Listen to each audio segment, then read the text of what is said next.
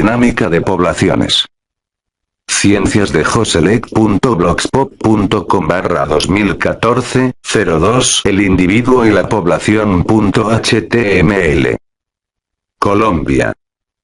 Autor: José Luis García García. 2014. 00. Objetivos. 1. Interpretar los modelos matematizados de una población en el plano cartesiano.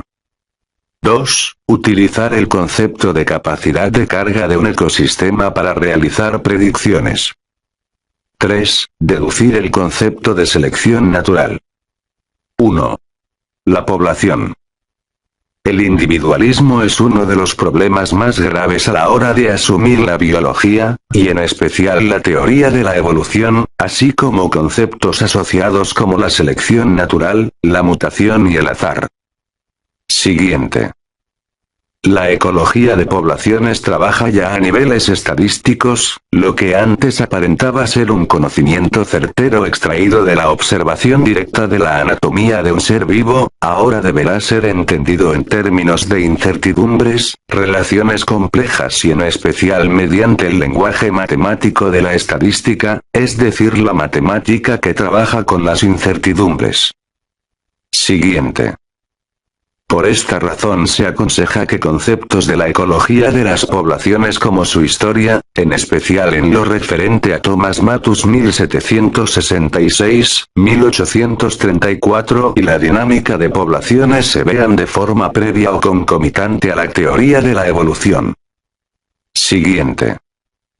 La razón de esto es que los conceptos postmendelianos se desarrollan poco a poco en una fusión entre la genética y la ecología de poblaciones, en especial en los trabajos de Morgan 1866, 1945 y Fisher 1890, 1962. Siguiente. Cabe destacar que la rama de la ciencia que combina a las poblaciones y a la genética fue la que dio origen a la estadística moderna. 1a. Características de las poblaciones. La biología puede describirse en términos de redes que se interconectan entre sí en varios niveles de complejidad. Cuando saltamos de un nivel a otro, las propiedades del nivel inmediatamente anterior deben ser tomadas en cuenta junto con propiedades completamente nuevas. Siguiente. Tal es el caso de la población, la cual definiremos como un conjunto de individuos de una misma especie que viven en un mismo ambiente geográfico, en un mismo periodo de tiempo. En este nivel emplearemos la definición biológica de especie que dice: una especie es un conjunto de poblaciones que pueden reproducirse entre sí y generar una descendencia viable. Siguiente. Las poblaciones exhiben propiedades distintivas de los individuos de los cuales están compuestas, entre ellas podemos enlistar densidad, dispersión, tasas de nacimiento y muerte, tasas de crecimiento, estructura de supervivencia y de edad. Todas estas propiedades desembocan en su característica más relevante, y es que la población es el primer nivel de complejidad capaz de experimentar evolución biológica. 1a1.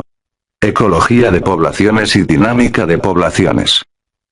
La ecología de poblaciones considera tanto el número de individuos de una especie en particular que se encuentran en un mismo lugar geográfico y la dinámica de esa población, es decir, cómo el número de individuos crece y disminuye a lo largo del tiempo. Debido a que el tamaño de una población medido como el número de individuos en un momento dado no es un valor constante, su estudio se encierra bajo los conceptos de dinámica newtoniana y matematizada, en otras palabras lo que se denomina como dinámica de poblaciones. Siguiente. Los ecólogos de poblaciones intentan determinar procesos que son comunes a todas las poblaciones y por lo tanto inducibles en leyes matemáticas generales. Ellos estudian cómo las poblaciones interactúan con otros individuos de su misma especie y con su medio ambiente, lo cual genera relaciones que no son perceptibles en un solo individuo aislado. La propiedad más importante que emerge a estas interacciones es la capacidad de evolucionar. 1a2. Importancia económica del estudio de las poblaciones. Debido a que la propiedad más importante de la ecología de poblaciones es la evolución, en este tema se estudian una gran cantidad de fenómenos relacionados con esta como el éxito reproductivo, la aptitud darwiniana, la extinción, la genética de poblaciones y la relación con la comunidad y el ecosistema. En otras palabras, la dinámica de poblaciones en la actualidad es básicamente teoría de la evolución aplicada, y sus aplicaciones poseen todo el espectro de labores humanas que involucren poblaciones de seres vivos, lo cual incluye al ser humano mismo. Siguiente. Ejemplos de aplicaciones de la dinámica de poblaciones son el cuidado forestal, la agricultura, la ganadería, la protección del medio ambiente entre otras. Dos procesos generales que siempre desean evitarse son el incremento en población, es decir plagas, epidemias. O de disminución de la población, es decir la extinción. 1 a 3. Trabajando con la definición de población. La definición de población depende de dos criterios, la interfecundidad y la frontera que define su distribución geográfica. El concepto de tamaño de población y la posibilidad de comparar diferentes poblaciones es solo significativo si es posible determinar las fronteras geográficas entre las cuales la población se distribuye. Siguiente. Existe una diferencia entre tener 100 individuos por 2 unidades de territorio a tener 100 individuos en media unidad de territorio, esto es porque el territorio posee recursos limitados, y los individuos agrupados en territorios muy densos pueden experimentar presiones y estrés mucho mayor. Siguiente. En otras palabras, el tamaño poblacional no significa nada en sí mismo, y para ser empleado es necesario conocer el tamaño del territorio. Y esto debe hacerse mediante la determinación de las fronteras territoriales como los accidentes geográficos entre los que podemos encontrar ríos, océanos, montañas, abismos entre otros. Siguiente. Las fronteras de un territorio pueden cambiar debido a eventos estacionales, como las estaciones, el calentamiento global, o los efectos del niño o de la niña. O por fenómenos catastróficos como incendios, inundaciones, terremotos o huracanes. 1 a 4.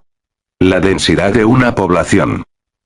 La relación que existe entre el número de individuos y el tamaño del área territorial de su distribución se define como la densidad de una población. Esta variable puede dar cuenta del nivel de estrés y competencia que experimentan los individuos de una población con muy poco territorio de distribución. Siguiente. Matemáticamente se define como la división del tamaño de la población entre el área geográfica, o volumen en algunos casos. Debido a que es una variable dependiente del tamaño poblacional, es dinámica y fluctuará con el tiempo, por lo que puede ser graficada como una función del tiempo. Siguiente. La densidad poblacional es una variable que es influida indirectamente por las relaciones de la comunidad ecológica y por las condiciones del ecosistema, sin embargo en ambientes relativamente estables es posible observar patrones cíclicos en los que la densidad poblacional y el tamaño de la población cambian cíclicamente.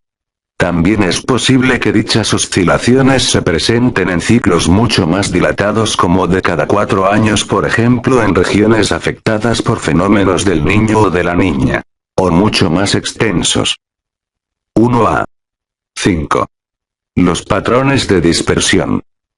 Otra variable que influye en las poblaciones es el modo en que cada individuo se distribuye al interior de las fronteras de un área geográfica.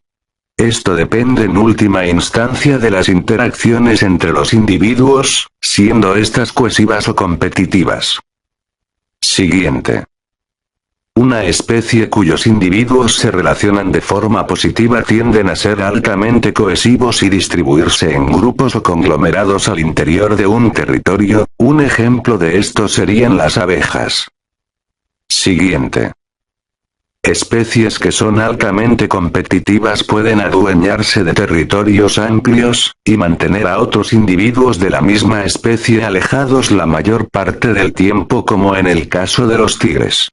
De lo anterior se deduce que los patrones de dispersión son una variable que emerge de las relaciones internas de la población, es decir, del modo en que los individuos de una población se relacionan entre sí. 1 a 5a.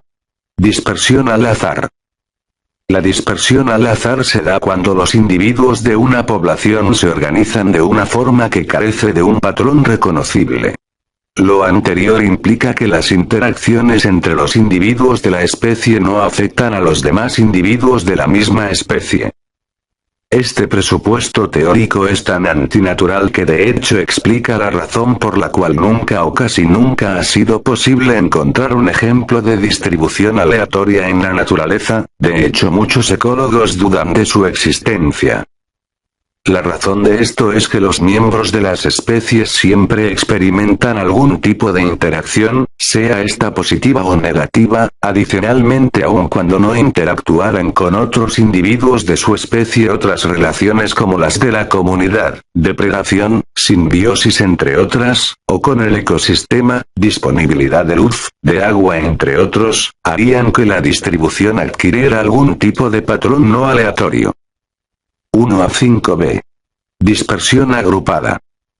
La dispersión agrupada o de agregación se da cuando los individuos se organizan en conglomerados o parches al interior de su región de distribución geográfica. Dos son las principales causas para estos patrones de distribución. La primera es mediante interacciones positivas entre otros individuos de la misma especie, los cuales experimentan cooperación o protección mutua. Por ejemplo, los cardúmenes de peces que avanzan en grupo para defenderse de sus depredadores, los espinos de rozas que generan una defensa infranqueable contra los herbívoros, o las organizaciones de primates altamente colaborativas, entre las que se debe destacar a la del ser humano.